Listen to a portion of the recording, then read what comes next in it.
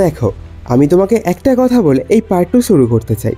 তুমি যতই বলো আমার ম্যাথ ভালো লাগে না বা আমি ম্যাথে দুর্বল, আসল সত্য হলো তুমি ম্যাথে দুর্বল না, তুমি শুধু ম্যাথের সাথে নিজের বন্ধুত্ব করোনি। এই সম্পর্কটা যতক্ষণ দূরত্বে থাকবে ততক্ষণ তুমি প্রতিবার বই খুললেই বিরক্তি অনুভব করবে। কিন্তু একবার যদি তুমি ম্যাথকে বন্ধু বানাতে পারো তখন মনে হবে, আরে এতদিন এত সুন্দর জিনিস থেকে আমি নিজেকে বঞ্চিত করে রেখেছিলাম। তুমি ভাবো তো বন্ধুত্ব হয় কিভাবে? আমরা যখন কারোর সাথে প্রথমবার দেখা করি প্রথমেই সব বুঝে যায় না, ধীরে ধীরে কথা হয়, হাসি মজা হয়, একে অপরকে বোঝা হয়, আর তখনই বন্ধুত্ব তৈরি হয়। ম্যাথের ক্ষেত্রেও তাই। প্রথমে তুমি হয়তো শুধু নম্বর দেখছো, কিছুই বুঝছো না, কিন্তু ধীরে ধীরে যদি প্রতিটা বিষয়ের সাথে তোমার ব্যক্তিগত কানেকশন তৈরি করো তাহলে তোমার মস্তিষ্ক বলবে, হ্যাঁ এটা আমার জিনিস।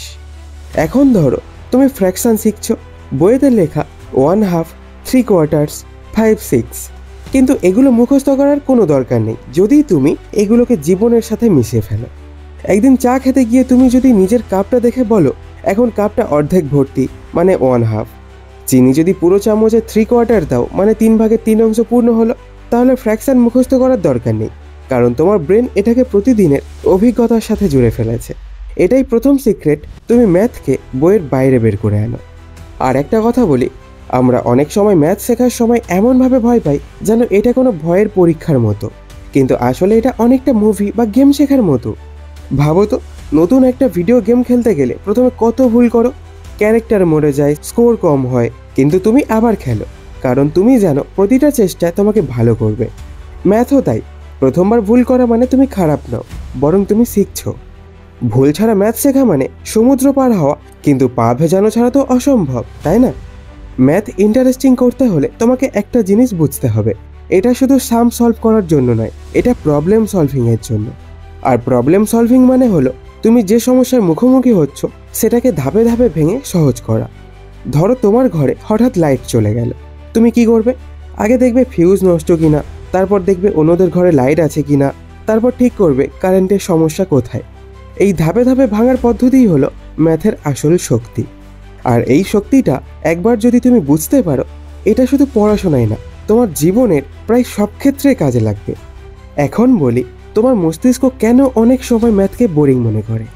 আমাদের ব্রেন জিনিস শিখতে ভালোবাসে যখন সেটা কালারফুল, ডাইনামিক আর ইন্টারেস্টিং হয়, কিন্তু অনেক সময় আমরা ম্যাথকে এমনভাবে পড়ি যেন সেটা শুধু ব্ল্যাক অ্যান্ড হোয়াইট বইয়ের পাতা। তুমি যদি নিজের নোটে রং ব্যবহার করো, ডায়াগ্রামে রং দাও, ফানি এক্সাম্পল লেখো, তাহলে তোমার ব্রেন সেই জিনিসটাকে বেশি সময় মনে রাখবে। মনে রেখো, তোমার ব্রেন বোরিং জিনিস ইগনোর করে দেয়, কিন্তু ইন্টারেস্টিং জিনিস ট্রেজারের মতো জমা রাখে।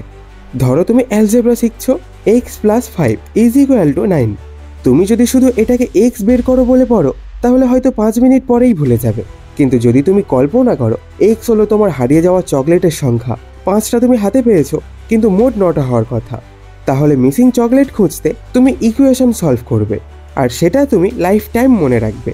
এটাই ইমাজিনেশনের পাওয়ার। এখানে একটা মানসিক ট্রিক আছে, তুমি যখনই ম্যাথ পড়তে বসো তখন নিজের ব্রেনকে বলো, এটা আমি শিখছি নিজের জন্য, পরীক্ষার জন্য না।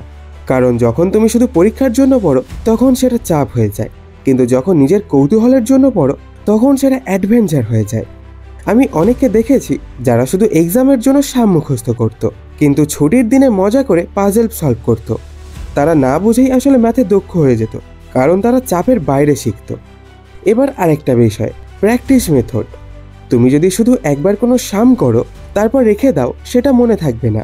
তোমাকে সেই সামকে ঘুরিয়ে ফিরিয়ে বিভিন্নভাবে বিভিন্ন এক্সাম্পল দিয়ে প্র্যাকটিস করতে হবে। যেমন তুমি যদি পার্সেন্টেজ শেখো তাহলে শুধু 100 টাকার 20% করলেই হবে না, তুমি চেষ্টা করো মার্কেটে দাম করা, ইনক্রিজ, ডিসকাউন্ট সব কিছু পার্সেন্টেজে হিসাব করার। তুমি হয়তো দেখবে বার্গেন করার সময় তোমার ব্রেন লাইটনিং স্পিডে ক্যালকুলেশন করছে। এটাই হলো রিয়েল লাইফ মাস্টারি। আমরা অনেক সময় ভাবি ম্যাথ শিখতে হলে লম্বা সময় একটানা পড়তে হবে, আসলে ব্রেন ছোট ছোট বাস্টে বেশি ভালো শেখে। তুমি যদি প্রতিদিন 20 মিনিট করে মন দিয়ে ম্যাথ প্র্যাকটিস করো, সেটা 1 ঘন্টা মনোযোগহীন পড়ার চেয়ে অনেক বেশি এফেক্টিভ হবে, কারণ ওই 20 মিনিটে তোমার ফোকাস সর্বোচ্চ থাকবে।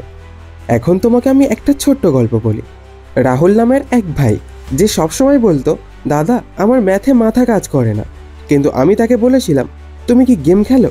সে বলল, হ্যাঁ পাবজি খেলি।